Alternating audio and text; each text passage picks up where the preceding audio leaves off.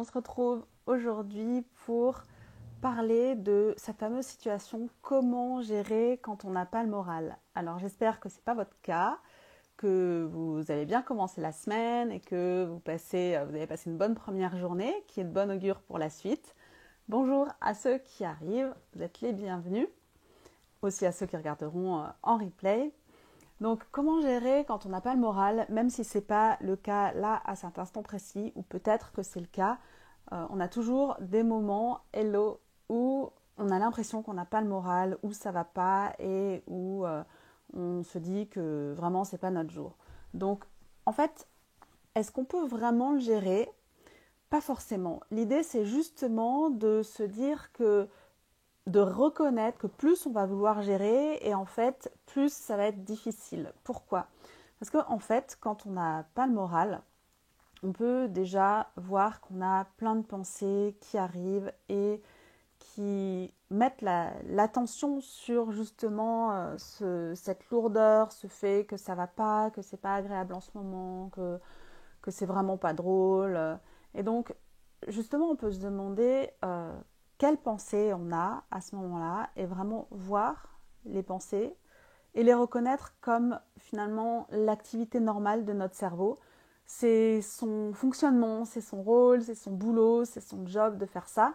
Parce qu'en fait, il va créer des pensées pour justement nous faire sortir de cette situation qui est désagréable, sans réaliser que plus il va essayer de nous sortir de cette situation, et plus en fait on tourne en rond dans la situation et qu'on se retrouve dans une impression de ne pas avoir le moral et que c'est vraiment pas drôle. Donc déjà la première chose, c'est de réaliser que c'est ok, c'est notre cerveau qui fonctionne de cette façon-là parce que tous les cerveaux humains ont tendance naturellement à fonctionner comme ça, même si on peut, plus on s'entraîne, plus on peut changer ce mode de fonctionnement-là. Mais comme ça, spontanément, c'est vraiment le fonctionnement du cerveau humain. Donc ça permet aussi de prendre du recul et de se dire ok, je ne vais pas me juger pour ça, je ne vais pas culpabiliser pour ça, c'est mon cerveau qui est en train de faire son boulot parce qu'il veut me protéger de ressentir un inconfort, même si on est d'accord, il est quand même assez maladroit et qu'il n'arrive pas forcément tout à fait à son but. Donc, mis à part les pensées, ce que je vous propose, ce que je vous invite à faire, c'est de vous connecter à vos émotions, de voir quelles émotions ou quelles émotions sont là maintenant, en ce moment où j'ai pas le moral. Euh, il peut y avoir de la tristesse, il peut y avoir de la colère ou de la frustration, il peut y avoir de l'abattement, peut-être même de la culpabilité ou de la honte ou cette impression de je m'aime pas quand je suis comme ça. Donc voilà, toute cette palette d'émotions qui arrivent et qui ne sont pas agréables, qu'on n'a pas envie d'aller voir, d'aller ressentir, d'aller vivre, justement, changer notre fonctionnement et aller voir, tiens, qu'est-ce qui se passe là maintenant en moi? Qu'est-ce que je vis comme émotion et qu'est-ce que ces émotions veulent dire de moi? Donc, vraiment plonger dedans, ne pas les fuir et ne pas se dire bon bah là j'ai pas le moral mais ça ira mieux après, qu'est-ce que je peux faire pour pas être dans cette situation là, qu'est-ce que je peux faire pour que ça aille mieux et pas que ça reste comme ça lourd.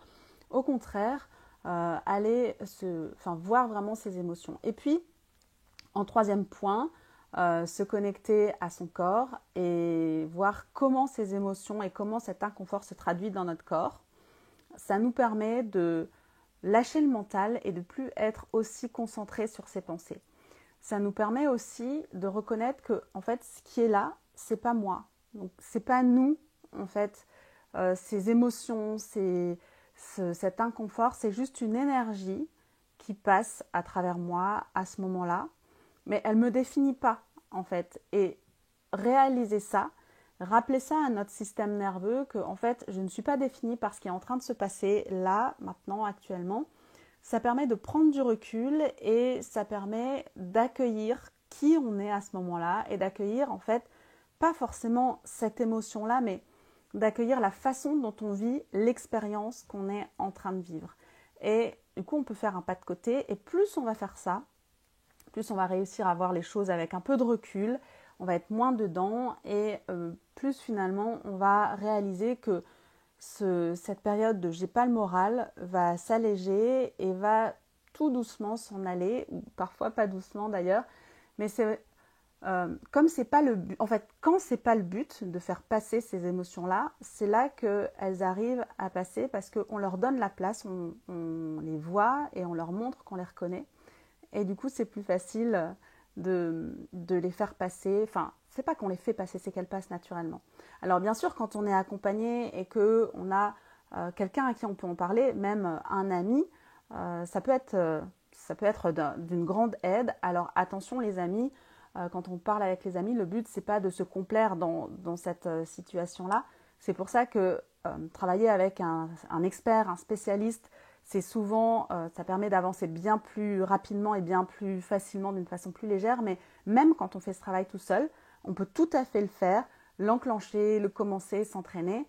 Et je vous conseille vraiment de le faire. On peut le faire aussi même en notant ses idées, ses ressentis sur un papier. Je m'arrête là parce que j'ai pas envie de dépasser trop les 5 minutes. Mais je vous recommande vraiment de le faire. Et puis vous pouvez me dire ce que vous en avez pensé, comment vous l'avez vécu en commentaire. Et je serai contente de vous lire et de vous répondre si vous avez des questions. Voilà, je vous embrasse, je vous souhaite une bonne semaine et je vous dis à tout bientôt. Je vous en prie.